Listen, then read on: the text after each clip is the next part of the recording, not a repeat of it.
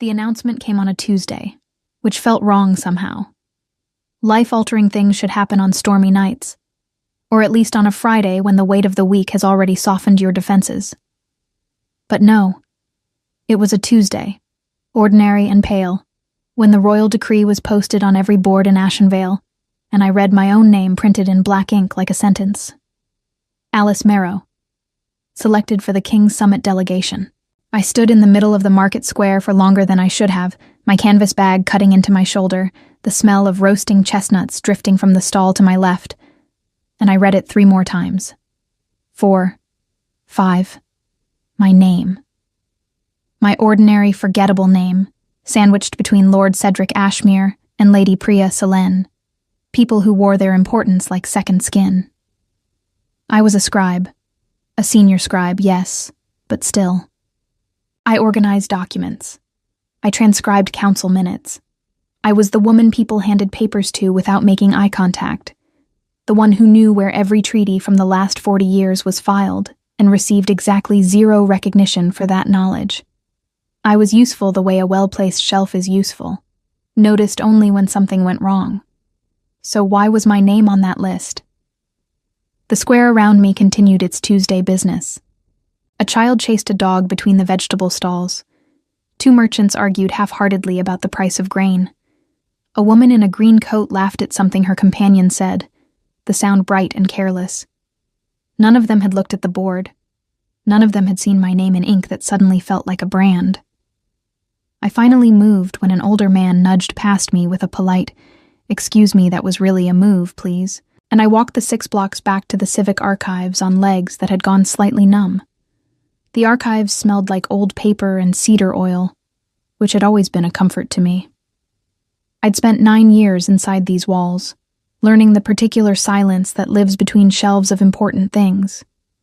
A silence that is never quite empty, because the documents themselves seem to breathe.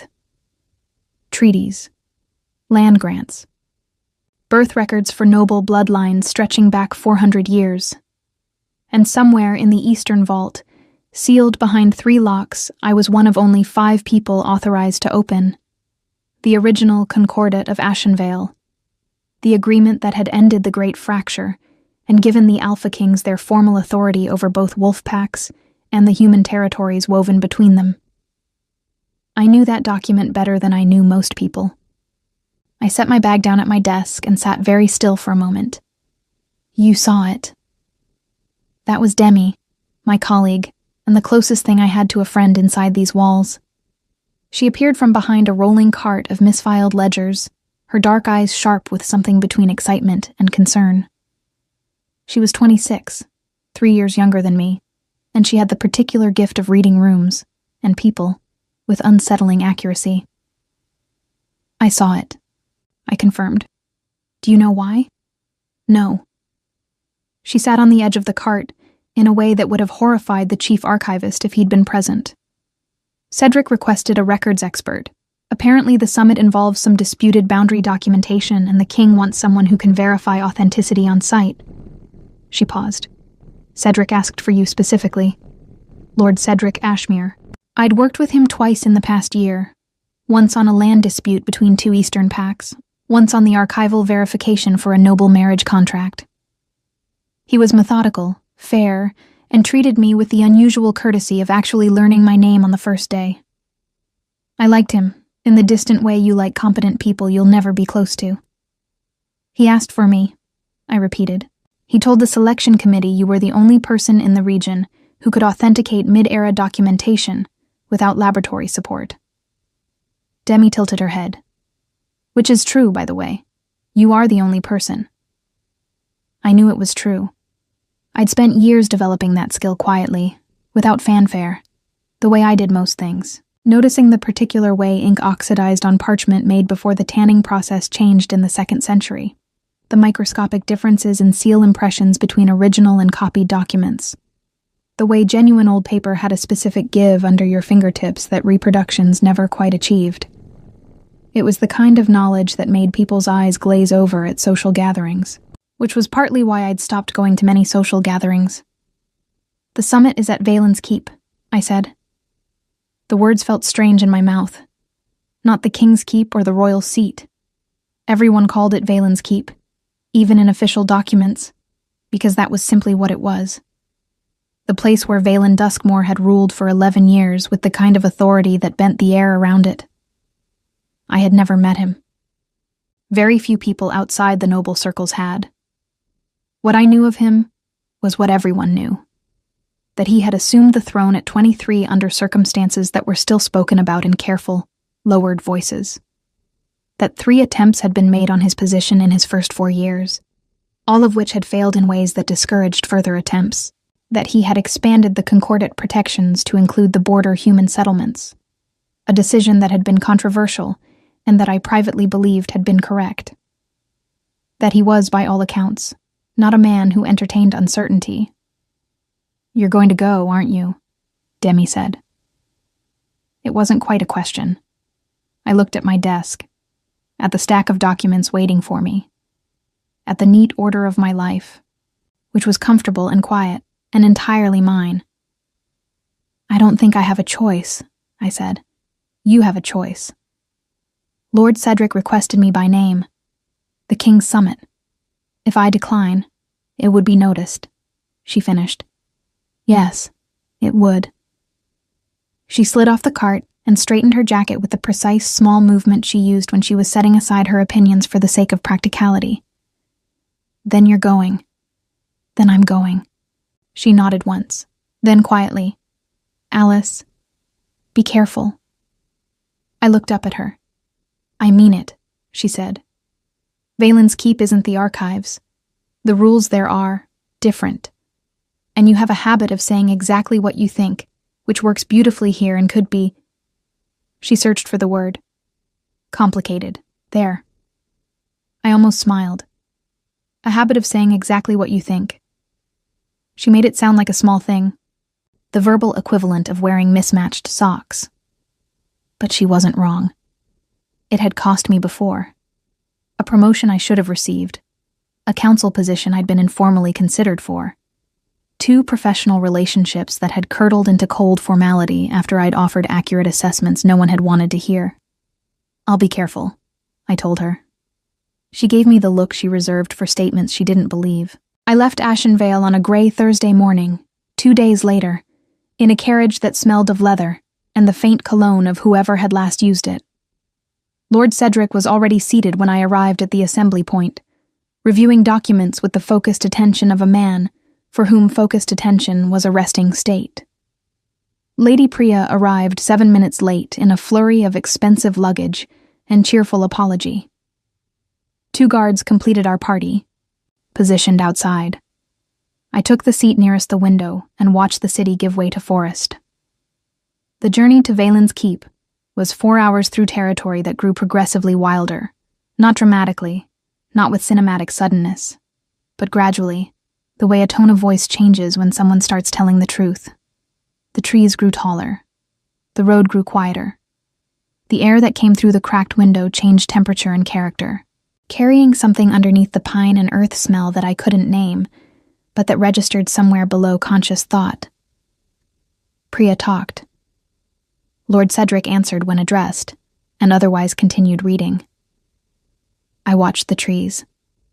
Somewhere in the 3rd hour, the forest opened briefly, and I saw the keep for the first time, perched on a rise of dark stone, not beautiful in any conventional sense, but undeniably present. The way certain people are present in a room. You didn't look at it and think, lovely. You looked at it and thought real. Something shifted in my chest that I decided not to examine too closely. We arrived as the light was going flat and gray, that particular late afternoon hour that makes everything look like a memory. The gates were open. Guards in dark gray uniforms stood at attention with the practiced stillness of people who had learned to be furniture. A steward met us at the entrance, efficient, courteous, impersonal, and we were shown to our rooms with the practiced smoothness of a household that had done this 100 times. My room was large, which surprised me. I'd expected something functional and minimal. A visiting scribe's quarters, adequate and forgettable. Instead, high ceilings, a window that overlooked a courtyard where a single tree had dropped half its leaves onto the stone, a writing desk that was better than the one I had at home, a fire already laid. I stood in the middle of the room with my traveling case in my hand, and the silence of the keep settled around me like something that had been waiting. I was there. I was in Valen's keep. And somewhere in this building, behind walls I had not yet seen, and through doors I had no authority to open, was the man who ruled everything in this region with an iron certainty I had only read about in documents. I set down my case, walked to the desk, and ran my fingers across the surface. Good wood. Old. The kind that had been maintained rather than replaced. I recognized the feeling beneath my fingertips. The same feeling I got from genuine old parchment. From documents that had survived because someone had thought them worth preserving. Something here was worth knowing. I could feel it already. The fire caught as I lit it, and I sat watching the first flames find their shape. And I did not let myself think about what Demi had said. Be careful. But I thought about it anyway. The next morning, I was summoned to the main hall for a preliminary briefing, and that was when I saw him for the first time. He was standing at the far end of the long table, not seated, one hand flat against the surface, reviewing something with two advisors who both had the posture of men trying to appear relaxed and failing. He was taller than I'd pictured, which was irrational since I hadn't consciously pictured him at all. Dark hair. A stillness about him that wasn't the stillness of rest, but of controlled force. The stillness of something that has chosen, for now, not to move. He looked up when we entered. His eyes found Lord Cedric first, then Priya, then... And this was the part that made absolutely no sense. They stopped on me. Not a glance. Not the sweep of a man cataloging new arrivals. He looked at me with the specific attention of someone who has seen something they weren't expecting, and something in his expression shifted.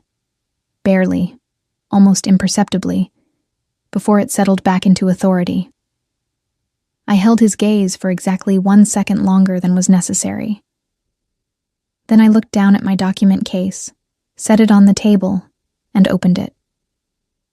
When I looked up again, he had returned to his advisors. But I had the absolute, unreasonable certainty that he was still aware of exactly where I was standing. The briefing lasted 2 hours, and I spent most of it being invisible in the way I had perfected over 9 years of professional life. That is not self-pity. It is a skill. There is real power in being the person no one watches, because when no one watches you, you get to watch everyone else without interruption. I sat 3 seats from Lord Cedric, my notebook open, my pen moving at the pace the conversation required, and I observed. The summit had been called to resolve 4 overlapping boundary disputes between wolf packs, whose territories pressed against human settlements along the northeastern corridor. On the surface, it was administrative. Documents needed verification. Historical claims needed authentication. That was why I was there. That was the clean, practical reason my name had ended up in black ink on a public board. But rooms tell you things that agendas don't. The 2 lead advisors, a man named Soren, thin and precise, who handled legal frameworks, and a woman named Bet, silver-haired and watchful, who managed diplomatic relations.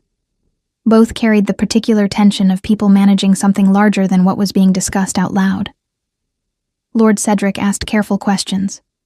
Lady Priya took notes with elegant handwriting and said very little, which suggested she was smarter than her social manner implied. And Valen sat at the head of the table. He spoke less than I expected. When he did, people stopped.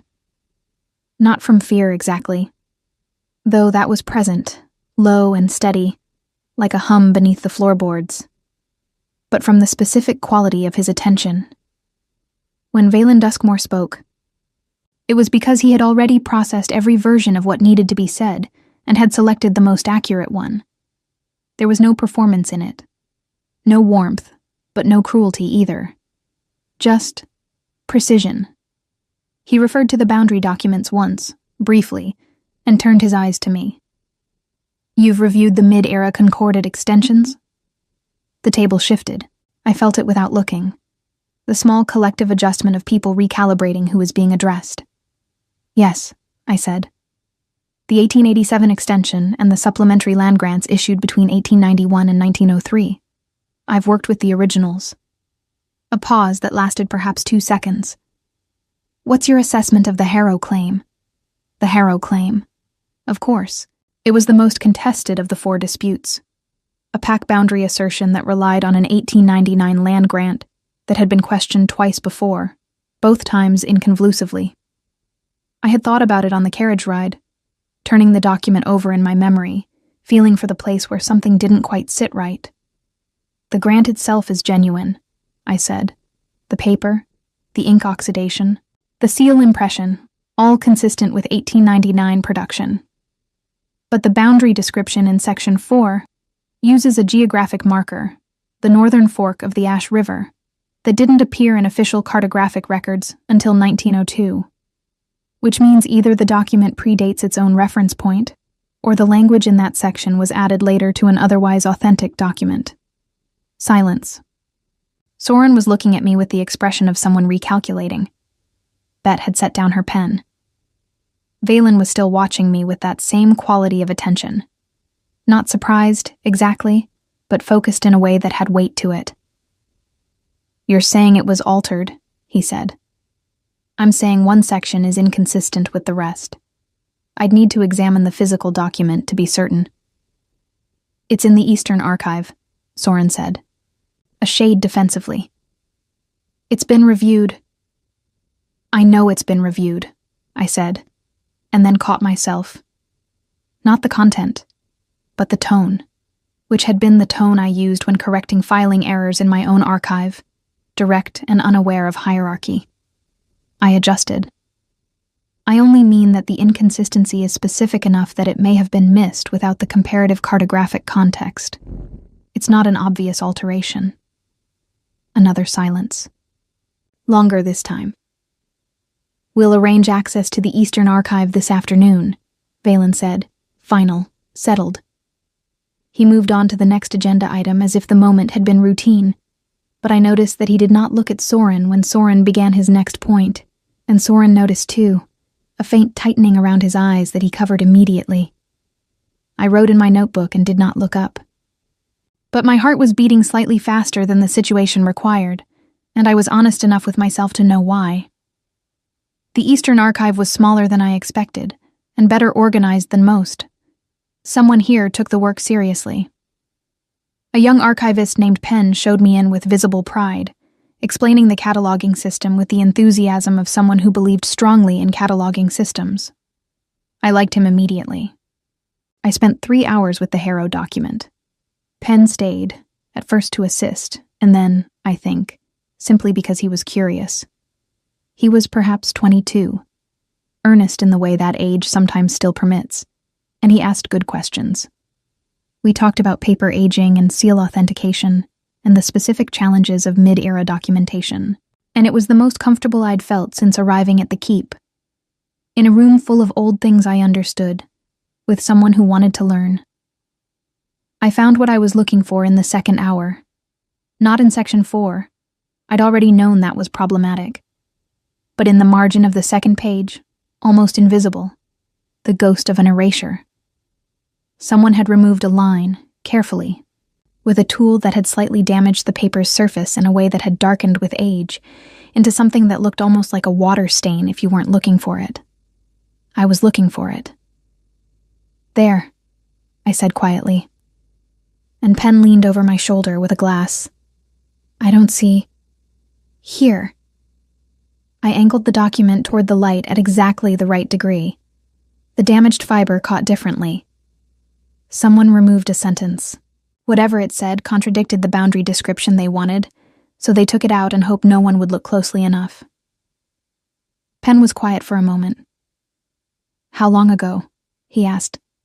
The damage has aged naturally, at least 20 years, possibly 30. I set down the glass carefully. This wasn't recent. Someone planned this. Penn straightened slowly. I need to tell someone. Yes, I agreed. You do. What I did not anticipate was that someone would turn out to be Valen himself, arriving at the Eastern Archive 40 minutes later without announcement and with only one guard, which I was told later was unusual.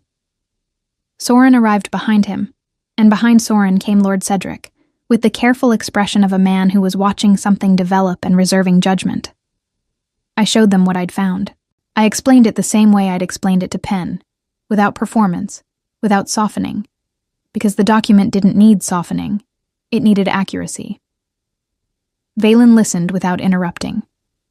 Soren asked 2 technical questions that I answered. Lord Cedric asked one question that revealed he already understood most of what I was saying and wanted to confirm a detail. When I finished, the room was quiet. The Harrow claim, Valen said finally, has been pending for 6 years. His voice was entirely level. 2 review committees, 3 legal consultations. I know, I said. His eyes moved to me. 6 years, and it took you 3 hours. I should have said something modest. Something that distributed the credit appropriately, acknowledged the previous reviewers, softened the implicit criticism. Demi's voice said, "Be careful," somewhere in the back of my mind. What I said instead was, no one was looking for an erasure. They were looking at the document they expected to see. It's a different kind of looking. Something shifted in his expression. Not the barely there adjustment from the morning. Something more deliberate than that. He held my gaze, and the quality of his attention changed in a way I couldn't immediately name, though I felt it clearly. The way you feel a change in air pressure before weather arrives. Different how, he said, and it wasn't quite a question. When you know what a document is supposed to contain, you read for confirmation. You check the things you expect to be there and you stop when you find them. I paused. I came in without the expectation. I only had the document. A silence that lasted longer than the previous ones. That's a useful quality, he said. He said it the way he said most things. Final, precise, without social wrapping. But something in the word useful felt different from the way it usually landed on me. When most people called me useful, it was the compliment of a tool being appropriately deployed. When he said it, it sounded like something else. Recognition, maybe. The specific acknowledgement of a skill that had been seen clearly. I was aware that Lord Cedric was watching both of us with quiet attention. I'll need to document the finding formally, I said, returning to practical ground. And I'd recommend having the original examined under. Penn will coordinate with you, Valen said. Whatever you need. He looked at the document one more time, then at me. Then he left, the guard falling into step behind him, and the room exhaled. Soren followed without looking at me, which told me something. Lord Cedric lingered a moment. Well done, he said quietly. There was something in it beyond professional courtesy. A warmth that suggested he understood the particular difficulty of being right in a room that had been wrong for 6 years. Thank you for requesting me, I said. He smiled. I knew what I was doing. After he left, Penn and I stood in the quiet of the archive surrounded by documents that had kept their secrets for decades, and I looked at the Harrow grant with its ghost of an erasure and thought about the person who had removed that line 20 or 30 years ago, certain it would never be found. They had been almost right. Almost. That evening, dinner was served in the main hall with the summit delegation and several members of Valen's inner circle. Advisors, senior PAC representatives, 2 council members who had arrived that afternoon. I had not been to many formal dinners, and I showed it, probably, in the way I located my seat with slightly too much attention, and then sat very precisely. Priya was across from me, and she had apparently decided to become warm without announcement. She asked me questions about archival work with genuine curiosity, and I answered them. And somewhere in the middle of the second course, I realized I was having a conversation I was actually enjoying. The table was long enough that I couldn't hear what Valen was saying at the far end, though I was aware of him the way I was aware of the fire, not looking directly, but conscious of the heat and light regardless. It was Priya who said it, casually, between conversations. He watched you all through the soup course, you know. I looked at her. She shrugged with the elegant economy of someone who had grown up delivering observations without drama. I notice these things.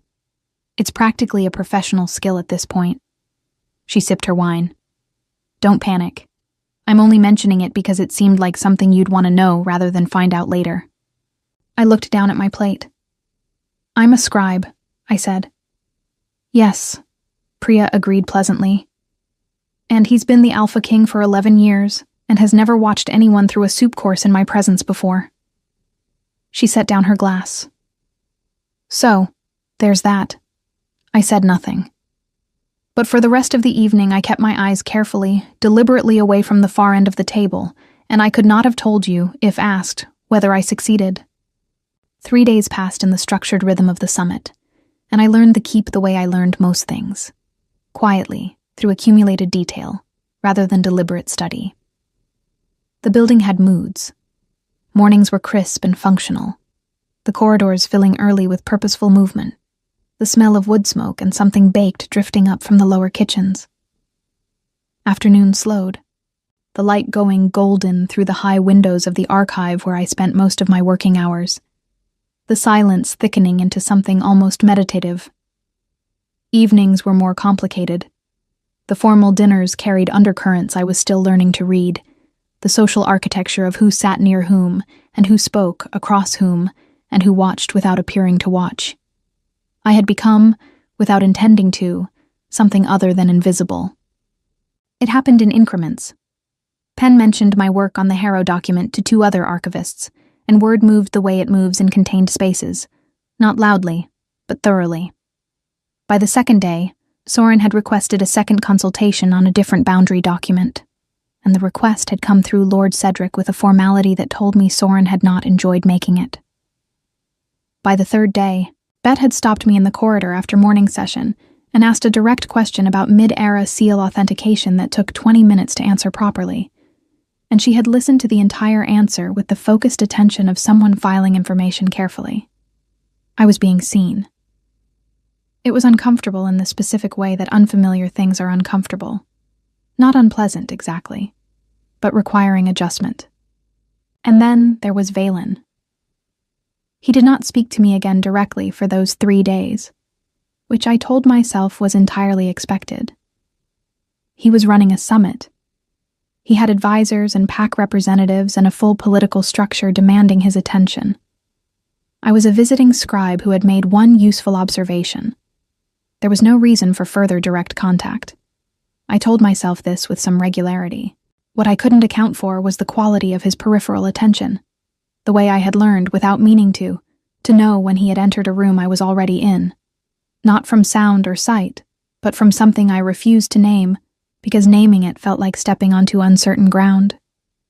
And the way I sometimes looked up from a document to find his gaze already elsewhere, leaving only the faint impression of direction, like a shadow after the light has moved. On the 4th day, everything shifted.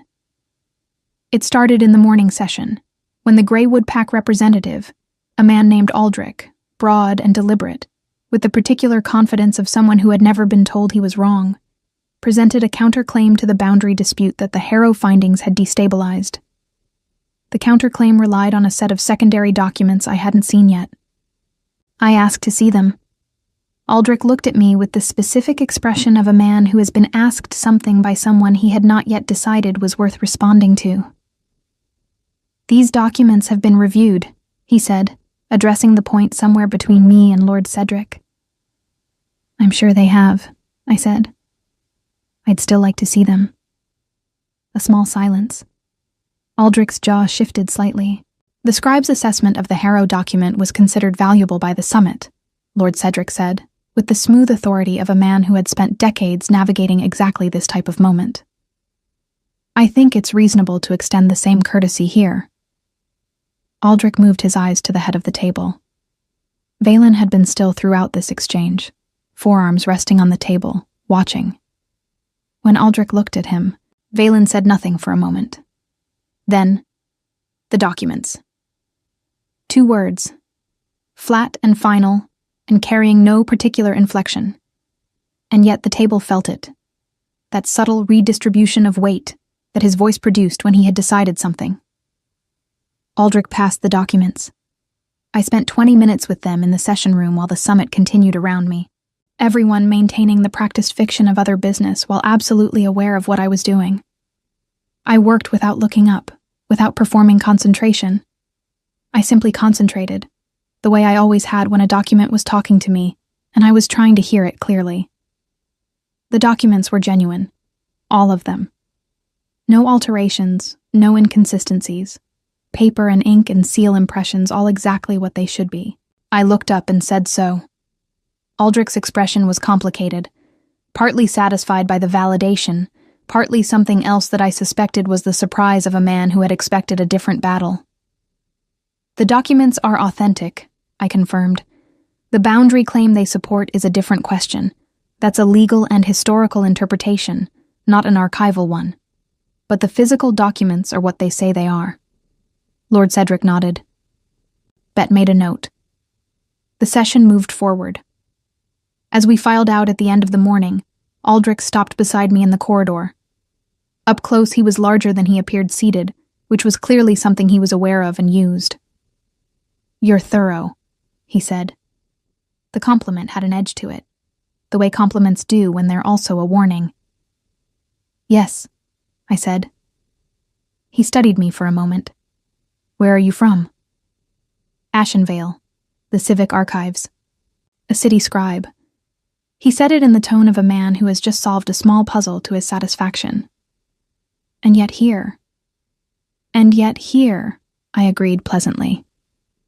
He walked away without responding, which I suspected was how he ended most conversations. I was in the courtyard that afternoon, the one I could see from my window, with the half-bare tree and the stone flags that caught and held the light in late afternoon in a way that was quietly beautiful. I had come out for air after 4 hours in the archive, which was my usual threshold before the silence stopped being meditative and started being heavy. I was sitting on the low stone bench nearest the tree, reading through my own notes, when I heard footsteps that did not have the rhythm of a guard's patrol or a servant's purposeful transit. I looked up. Valen was crossing the courtyard alone. He slowed when he saw me, not stopped, slowed, a slight adjustment, and then continued until he was close enough that turning away would have been a choice rather than an oversight. He stopped at a reasonable distance, looked briefly at the tree, then at me. "You work outside," he said. "Sometimes," I said. "The archive is very still. It helps to move." He looked at the courtyard. A muscle in his jaw shifted. He seemed, for the first time, not entirely sure what he intended to say, which was different enough from his usual quality that I noticed it clearly. "The Aldrich documents," he said finally. "You cleared them without hesitation. They were genuine. Soren thought you might find a reason not to clear them, given the Harrow finding. I considered that. My job is to find what's true, not to build a case for one outcome." I paused. "I don't think that's a complicated position." "It isn't," he said. "It's also not as common as it should be." He sat down on the far end of the bench, not close, not performatively distant, simply at the natural distance of two people who did not yet know each other but were not avoiding the fact of proximity. He looked at the tree. I looked at my notes. The courtyard held the particular late afternoon silence that is neither empty nor full, only suspended. "How long have you been at the archives?" he said. 9 years. "You're—" He stopped, started again. "You seem younger." "I'm 29, I said. "I started at 20. Another quiet moment. "Do you like it?" he asked. "The work." The question surprised me. Not the words, but the quality of it. The genuine curiosity underneath. As though he actually wanted to know, and not simply to fill the space between us with acceptable noise. "Yes," I said. And then, because the honest answer was longer than that, "I like that the documents don't change depending on who's looking at them. They are what they are. You either read them accurately or you don't. But the truth of them isn't affected by opinion." I paused, aware I was talking more than I usually did with people I didn't know. Most things aren't like that. He turned to look at me. Not the focused assessment from the briefing room, not the table-length awareness of the dinner. Directly at close range, with the full quality of his attention brought to bear on something small and undefended. I held it. No, he said quietly. Most things aren't. Something moved between us in the space of that exchange, not dramatically, not with the heat of an obvious moment, but quietly, the way the light was moving across the courtyard flags, slow and warm and irrevocable. I looked back at my notes. He remained on the bench. We sat in silence for perhaps 10 minutes, which should have been uncomfortable and was not. And then he rose, with the smooth economy of a man whose body obeys him completely, and said, without looking back, "The Harrow hearing is tomorrow afternoon. Your testimony will be required." "I'll be ready," I said. He left. I sat in the cooling courtyard with my notes open to a page I had not read a single word of, and I listened to his footsteps fade. And I thought about what Priya had said about soup courses, and tried very hard to think about something else entirely. I was not entirely successful. That night, I went to dinner and found that my seat had been moved. Not dramatically, not to the head of the table, nothing that would have been immediately legible as deliberate, but 3 seats closer to Valen's end, placed between Lord Cedric and a pack representative named Silva, who turned out to be sharp and funny and starving for someone to talk to who wasn't negotiating with her. I didn't ask about the seat change, neither did anyone else. But Priya, from across the table, caught my eye with an expression of such deliberate blankness that it communicated everything she was choosing not to say. And I felt warmth climb from my collarbone to my ears in a way I was grateful the candlelight was too low to reveal.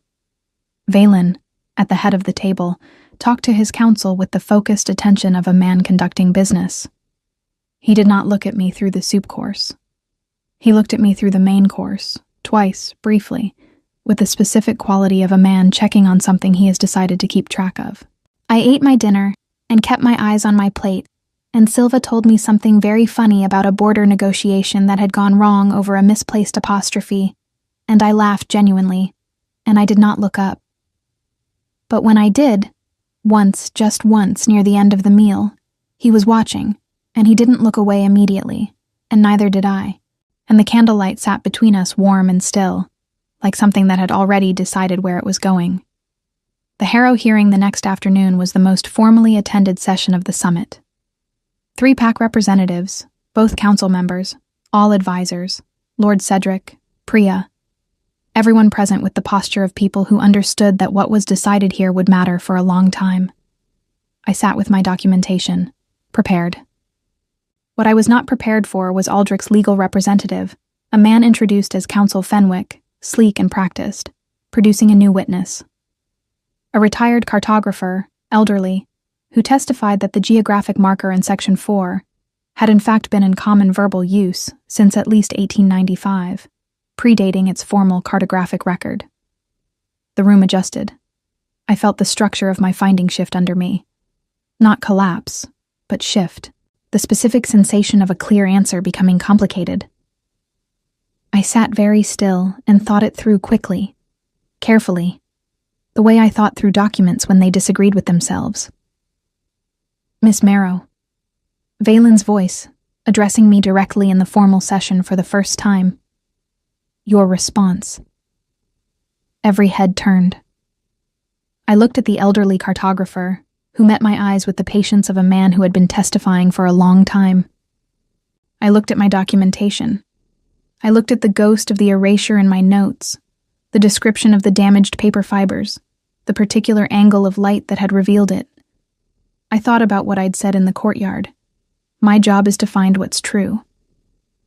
"The verbal use argument is plausible," I said, "and it's possible that Section 4 is authentic despite the cartographic inconsistency." I paused. "But it doesn't address the erasure. Whatever was removed from the second page was removed from a genuine 1899 document, which means the alteration was intentional and deliberate, regardless of whether the boundary description itself is valid." The question isn't whether the document is old. The question is why someone removed a line from it. Silence. What was removed, Fenwick said, leaning slightly forward, cannot be determined. No, I agreed.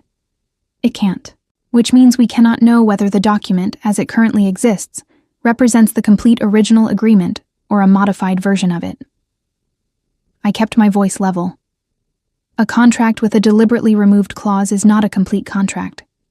Whatever it said, the removal itself disqualifies the document as sole evidence of claim. The silence this time was different, longer, heavier. I was aware, with the full peripheral sense I had developed over these 4 days, that Valen was very still at the head of the table. Fenwick opened his mouth, and Valen said, "Thank you, counsel." Final, settled, the way he said things when they were done. Fenwick closed his mouth. Aldrich stared at the table, and Lord Cedric, beside me, exhaled very quietly. The specific exhalation of a man who had requested the right person and had just been proven definitively correct. The evening after the Harrow hearing was the first time the keep felt different to me. Not the building itself. The stone and timber and the high corridors hadn't changed. But something in the atmosphere had shifted in the specific way that atmospheres shift after a thing has been decided, when the tension that had been organizing itself around an uncertain outcome finally releases and leaves the air cleaner and slightly strange. People moved differently through the halls.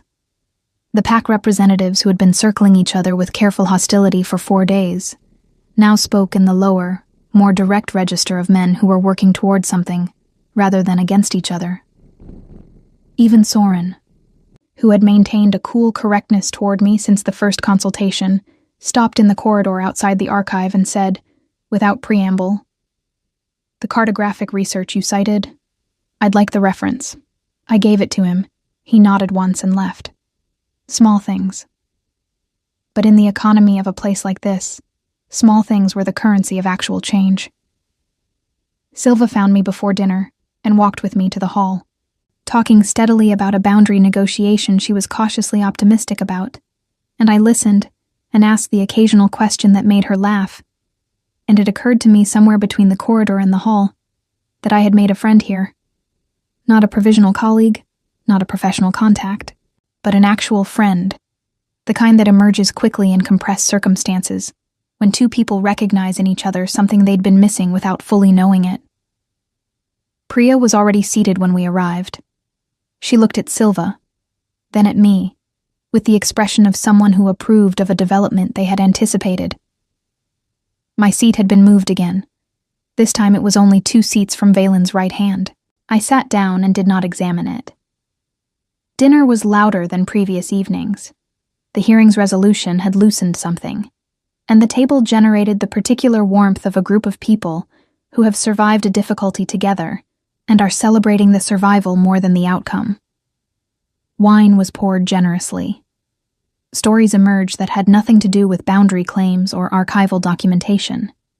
Aldrich, who had accepted the hearing's outcome with the dignity of a man who had known it was coming and had needed to see it through anyway, made a dry comment about cartographers that drew genuine laughter. I ate and listened and talked when addressed, and I was aware of Valen at the head of the table with the constancy of something that had stopped being a choice. He talked more tonight. Not effusively. He was not built for effortlessness, but with the quality of a man who had set down a weight he'd been carrying and found his shoulders unexpectedly lighter. He answered a story from one of the council members with a brief story of his own, about a boundary dispute from his early reign that had taken 3 years to resolve, and had ultimately come down to a single misplaced landmark stone that a 14-year-old shepherd boy had moved to build a windbreak. The table laughed. Valen's expression shifted into something that wasn't quite a smile, but occupied the territory adjacent to one, and it changed his face completely. Not softened exactly, but revealed something underneath the precision that was younger and less defended. I looked away before he could catch me looking. I was not fast enough. When I looked back, a minute later, he was in conversation with Bed, and nothing in his posture indicated he had noticed. But the corner of his mouth held that not quite smile a beat longer than the joke required. Silva leaned toward me and said very quietly, "You know, I've been coming to these summits for 4 years." "Have you?" I said. "He has never told that shepherd story before," she said, with the innocent tone of someone delivering a piece of information that is entirely factual and absolutely pointed. I picked up my wine glass. "Silva," I said pleasantly. "Yes?" "Eat your dinner." She smiled into her plate. I was in the archive after dinner. Later than I should have been. The kind of staying late that was half professional diligence and half the specific avoidance of lying in a quiet room with too many thoughts, when the door opened. I expected Penn, who sometimes worked late and had the considerate habit of announcing himself with slightly heavier footsteps at the threshold. I looked up. Valen stood in the doorway. He was still in his dinner clothes, jacket open now, no guards behind him. The same solitary quality he'd had in the courtyard, the deliberate shedding of official weight. He looked at me for a moment without speaking, which I was beginning to recognize as his way of establishing that something was about to happen on his own terms and at his own pace. "You're still working," he said. "I wanted to complete the formal documentation on the Harrow finding before tomorrow." I set down my pen. It should be in the official record while the details are clear. He stepped inside, letting the door fall partially closed behind him, and crossed to the table where I was working with the unhurried directness of a man who moved through spaces as though they had been expecting him. He looked at the documents I had spread across the surface, my notes, the reference materials, the formal record I'd been drafting. "You write the way you speak," he said. "Is that a problem?" "No." He picked up the edge of one page, not reading it, just the gesture of a man who handles things to think about them. "It's direct. Most formal documentation is written to be technically accurate while saying as little as possible. This says what it means." "That's the purpose of documentation," I said. He set the page down, looked at me. "I've been told," he said, with a careful deliberateness that told me he had thought about how to say this, "that I do the same thing, that it makes people uncomfortable." "Does it?" I said. "Apparently." Something moved in his expression, that careful irony that lived just below the precision, rarely surfacing now. "You don't seem uncomfortable." "I spent 9 years in an archive," I said. "Documents say what they say. You either accept the information or you argue with the document, which the document always wins." I paused. I got used to directness early. He was quiet for a moment, looking at the spread of papers. Then, not looking at me, "You should have been in the first review committee, 6 years ago." The statement landed quietly, without drama, but its weight was clear. "I wasn't senior enough then," I said. "You were accurate enough." He said it simply, not as a compliment requiring acknowledgement, but as a fact being stated for the record. The 6-year delay had consequences, families displaced, a pack fracture that took 2 years to partially repair. He paused. Accuracy at the right time is not a small thing. I didn't know what to say to that, which was unusual for me. The silence stretched and I let it rather than filling it with something lesser. "Why the archives?" he said. The same quality of question as in the courtyard, genuinely wanting to know. "With this skill you could have been—" "What?" I asked. Not defensively, curiously. He seemed to consider. "More visible." I looked at my notes, at the careful handwriting that 9 years of practice had made automatic, at the documentation that would go into the official record and be filed and referenced and consulted for decades, probably, without anyone thinking much about who had written it. "I told you I liked that documents don't change depending on who's looking," I said. "People do. Institutions do. The value placed on a person's work tends to fluctuate based on factors that have nothing to do with the quality of the work." I looked up at him. The archive was the one place where what I knew was the thing that mattered. Not who I knew, not how I presented, not whether I was the kind of person someone wanted to promote. I paused. It was honest. He was very still. "That's not a small thing either," he said quietly. And there it was, the specific quality of being understood, which is different from being agreed with, and different from being praised, and different from being seen, though it contains elements of all three. It arrived without ceremony, in a half-lit archive surrounded by old documents, from a man I had known for 4 days, and it sat in my chest with the surprising solidity of something that had always been there and had only just been recognized. I looked at the table. "I should finish the documentation," I said. He didn't move immediately. Then, "I'll leave you to it." He walked to the door, stopped with his hand against the frame. "Alice," he said. It was the first time he had used my name. I had not realized until he said it how much of a threshold that was. I looked up. "The summit ends in 2 days," he said. He seemed to be measuring something. Not the words, but the space around them. "There's a section of the Eastern Vault I haven't opened in 3 years. Documents from the early rain period. I've been told they may need assessment." He paused. "I'd like you to see them before you leave." I held his gaze. "I'll make time," I said. He nodded once. Left. The door settled closed behind him. I sat for a long moment without moving, the scratch of my own pen now completely absent, the archive holding its particular dense silence around me. Then I picked up my pen and looked at the unfinished documentation and stared at it for a full minute without seeing a single word. The next morning brought the kind of disruption that compounds. I arrived at the main hall for the final formal session to find the atmosphere reconfigured overnight. Not the clean release of the previous evening, but something tighter. Attention with a different quality, the kind that arrives with bad information. Soren met Lord Cedric at the door with a lowered voice and a set jaw. Betta was already inside, standing rather than seated, speaking with the 2 council members. Aldrich had not arrived.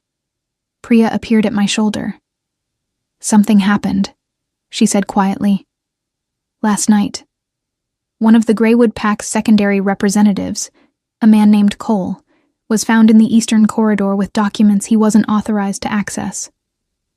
I went still. "Which documents?" "No one said yet." She paused. "But Penn was the one who found him, and Penn came directly to Valen. Which is..." Apparently that was the right call, but Cole's people are calling it an overreaction. And there's been a very early morning argument about it that I only know about, because Silva was awake and heard it. I thought about the Eastern Vault, the 3 locks, the documents I hadn't seen yet. "Where's Penn now?" I said. "Still with Valen, I think." I walked toward the inner corridor before fully deciding to.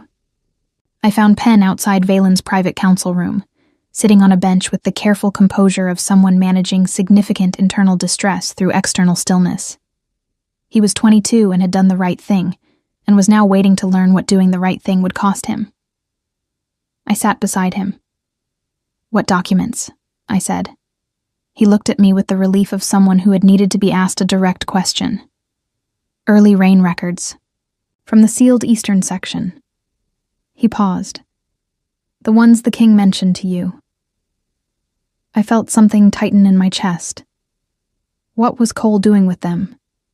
I don't know. He had them out of the cases. That's what I saw.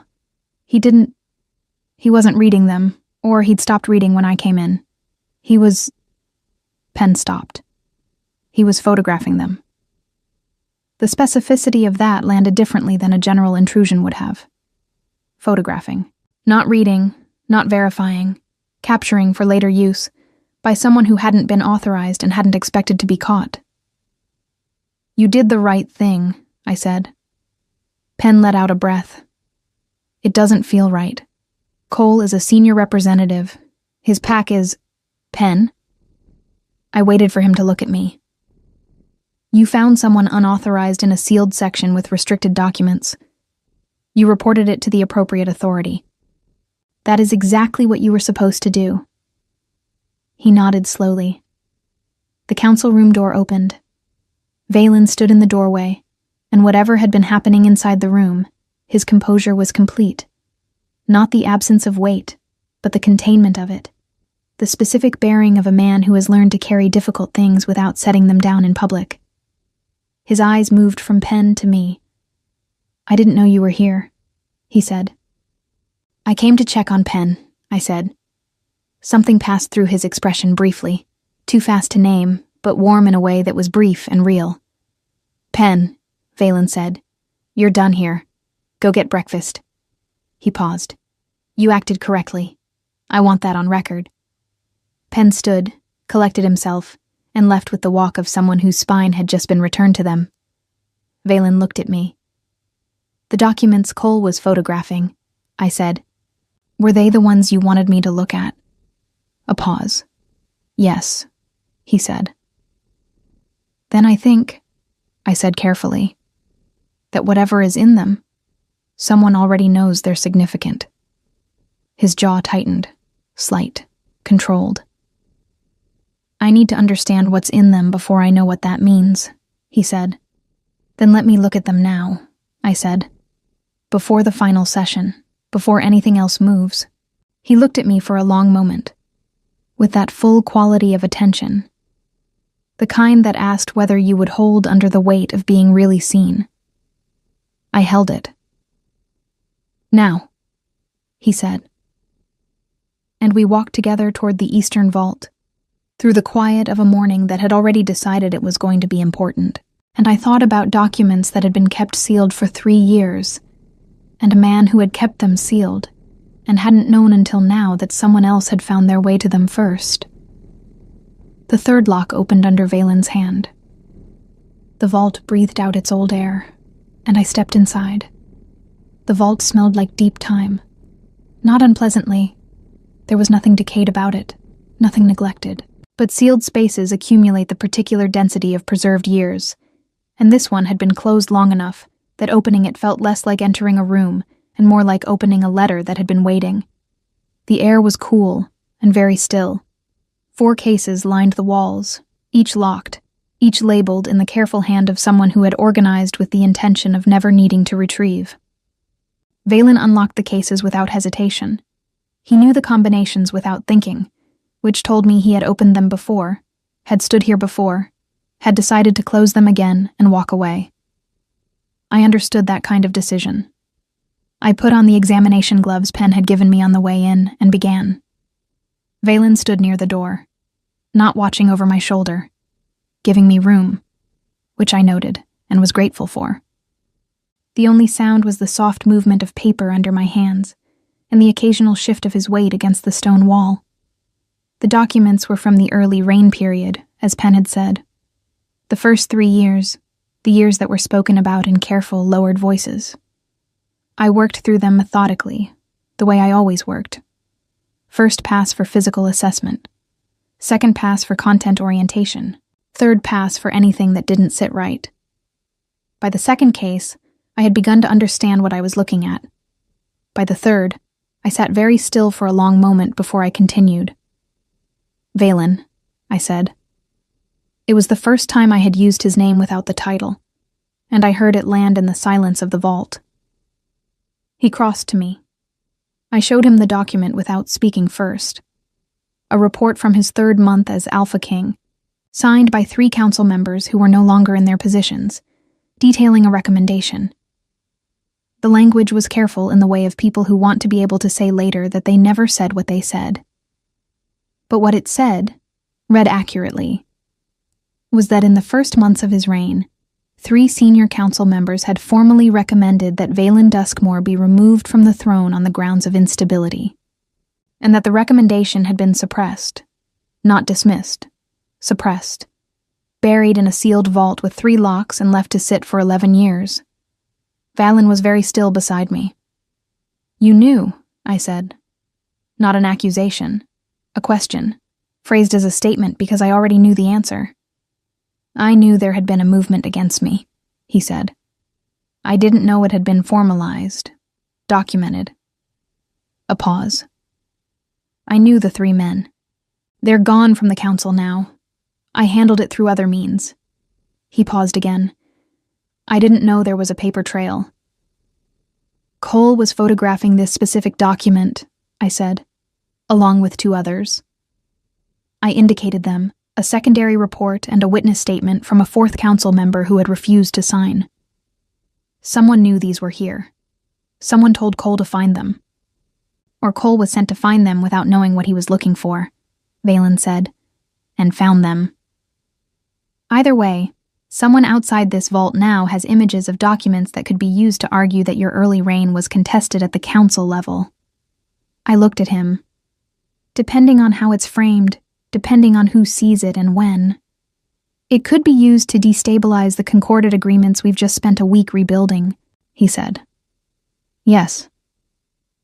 He sat down on the edge of the document case, with the particular movement of a man allowing himself, briefly, to set down something heavy. It was such a human gesture, so entirely at odds with the controlled precision I had watched for 5 days, that it caught in my chest like a thread pulled tight. I looked at the document in my hands. This witness statement, I said, the 4th council member who refused to sign.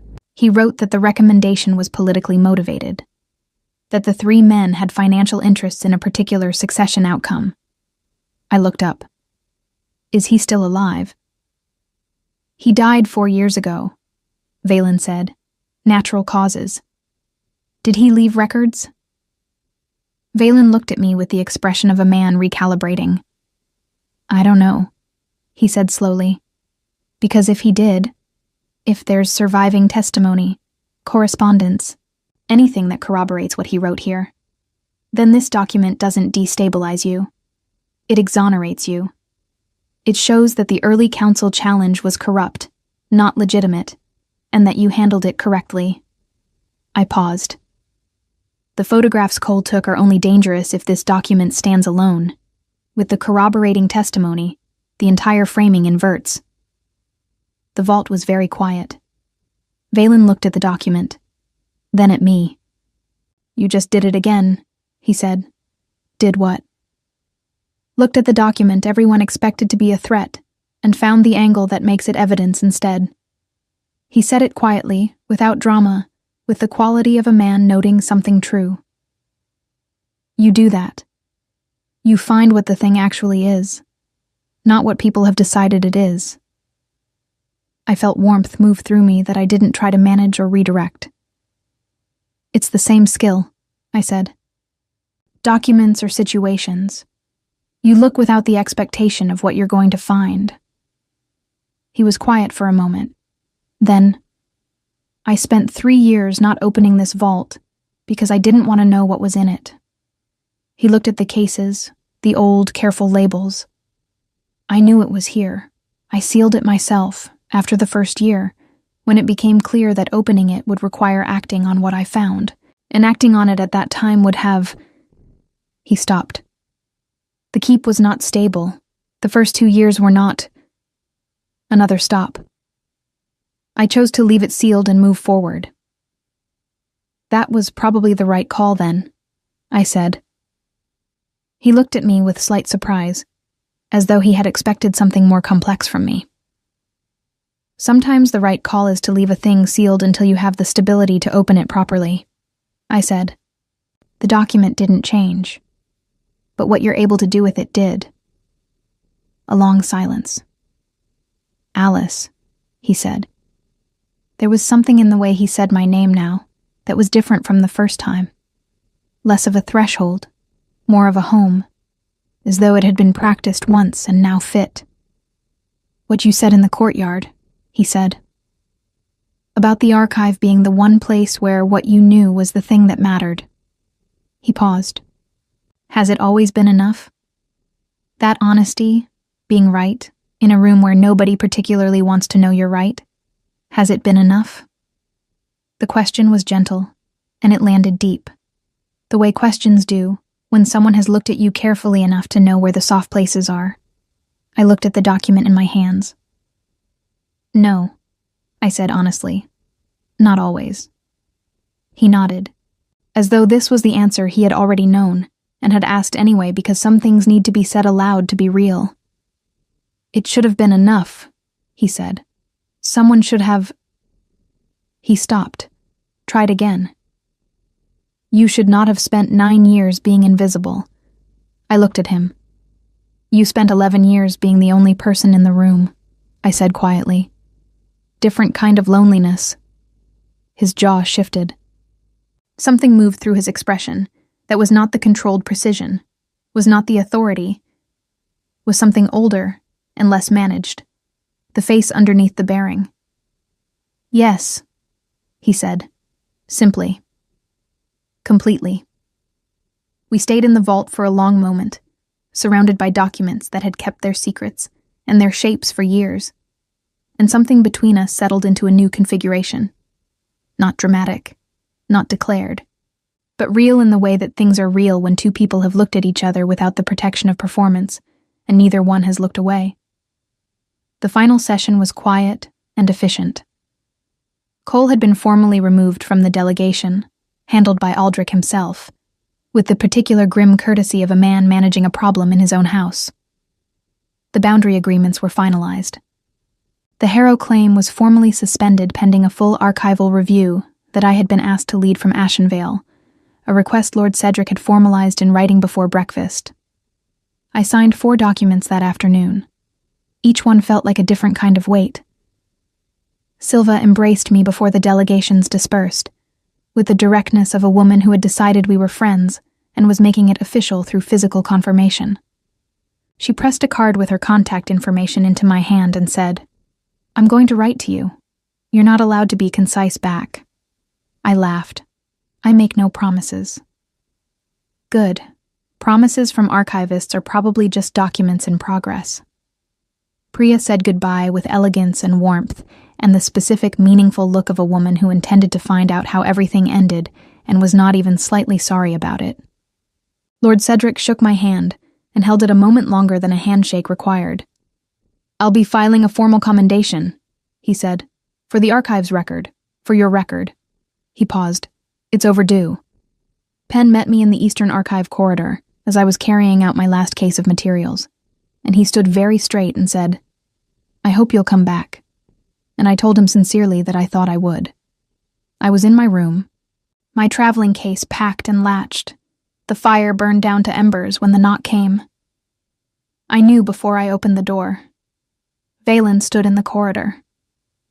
Alone, as he always seemed to be when he came to find me. The deliberate setting aside of the official machinery, the choice to arrive as simply himself. "You're leaving tomorrow," he said. "Early," I confirmed.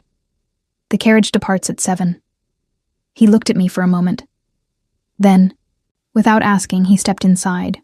Not far, just past the threshold, and I let him because it was what I wanted. "The 4th council member," he said. His name was Aldous Fenway. He had a daughter. She lives in the western provinces. She's a historian. He paused. "I'm sending a formal request tomorrow for access to his personal archive." "That's the right move," I said. "I know." He paused. "I want you to lead the review. Not from Ashenvale. Here." He held my gaze. "I want you to come back." I looked at him.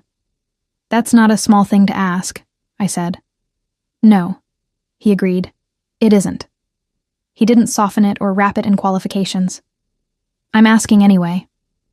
The fire in the grate shifted, sending a brief bright movement across the room, and in that light I saw his face with the complete clarity I had been assembling piece by piece since the first morning. The precision and the loneliness underneath it, the control and what it cost. The man who had sealed a vault and walked away from it for 3 years, because some things are only survivable if you choose the right time to look.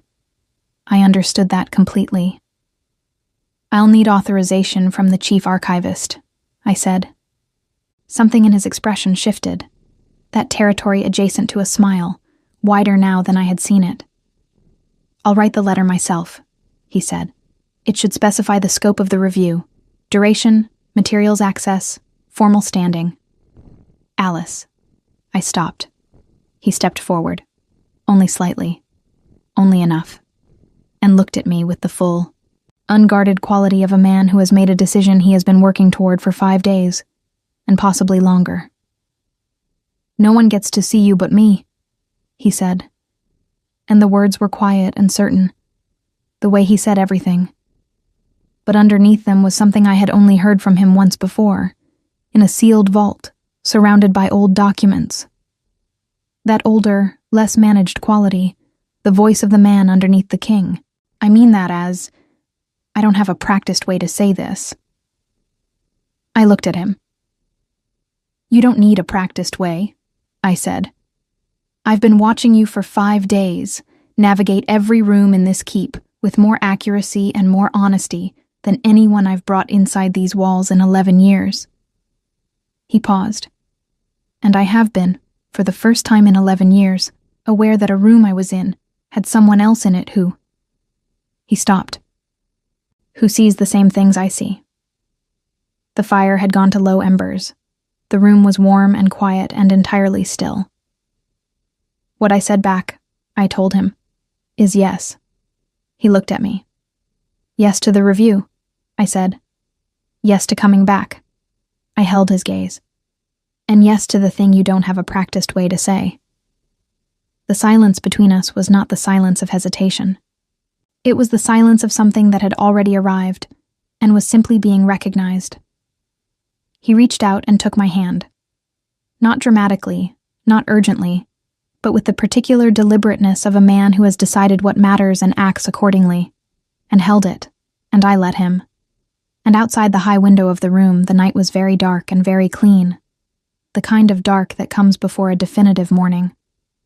I returned to Ashenvale on Thursday. I was back at Valen's Keep by the following Monday, with a formal authorization letter, 2 document cases, and a revised understanding of what the word home might mean. The review of Aldous Fenway's archive took 6 weeks. His daughter, a sharp, generous woman named Mira, who had her father's instinct for careful language, had kept everything. Letters, journal entries, a formal deposition he had written and sealed with the explicit instruction that it be opened by the ruling king in the event that the suppressed recommendation was ever used against him. It had been waiting for 11 years for the right set of eyes. I authenticated every document. I built the formal case with the same methodical care I brought to everything, and when it was complete, it was unassailable. A complete record of a corrupt early council challenge, documented in the challenger's own hand, and refuted by a witness whose credibility was beyond question. Soren, who presented the case to the full council 3 months later, did so with the manner of a man who had arrived at the correct conclusion by a somewhat uncomfortable route, and was choosing to focus on the destination. I appreciated that.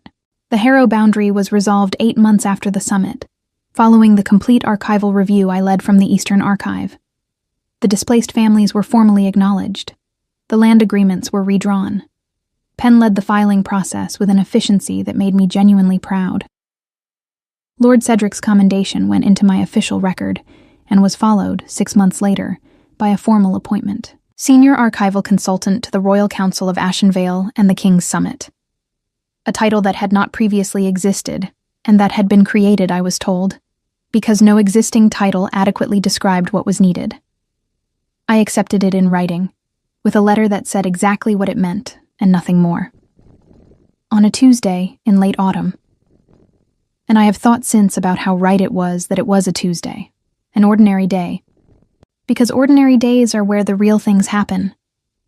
Valen and I stood in the courtyard where we had first sat together, the tree now fully bare, its branches making a clean, dark pattern against a sky that had gone the particular pale silver of a day that hasn't decided yet. He had asked me something, the previous evening, in the vault where we had looked at the documents together that first morning of real understanding. He had asked it quietly, without ceremony, in the way he asked things when he had already thought through every version and arrived at the one he meant. I had given him the same answer I had given in the firelit room on the last night of the summit. Yes. Standing in the courtyard, his hand in mine, the bare tree casting its honest shadow, I thought about the woman who had read her own name on a public board on a Tuesday in Ashenvale, and stood too long in a market square, trying to understand why the world had suddenly become larger. She had been invisible. She had been useful in the way of a well-placed shelf. She had known things that mattered in rooms where mattering was determined by everything except what you knew.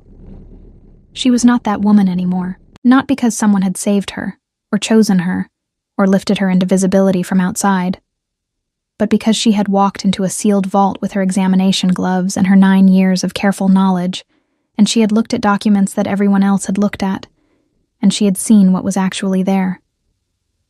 That had always been her gift. She had simply, finally, stopped looking away from it. Valen turned to look at me, and I saw in his face the thing I had seen in the vault, that unguarded, unmanaged quality, the man underneath the king who had been alone in every room for 11 years, and had learned, slowly, in a courtyard and an archive and a firelit room, to let that mean something different. "Are you done thinking?" he said. "Almost," I said. He waited, which was one of the things I had learned to love about him, the willingness to wait, with his full attention, for the thing being thought to become the thing being said. The tree was bare. The sky was silver. The courtyard stone was cold under our feet, and very real. "Done," I said. He looked at me for a moment, with that not-quite smile. Then we walked inside, into the keep that had become mine as surely as the archives ever had, and the door settled closed behind us. And the courtyard held our absence the way rooms hold the shape of what has just happened in them. Warmly, completely, with no suggestion that anything more was needed. It wasn't. It was enough. It was everything.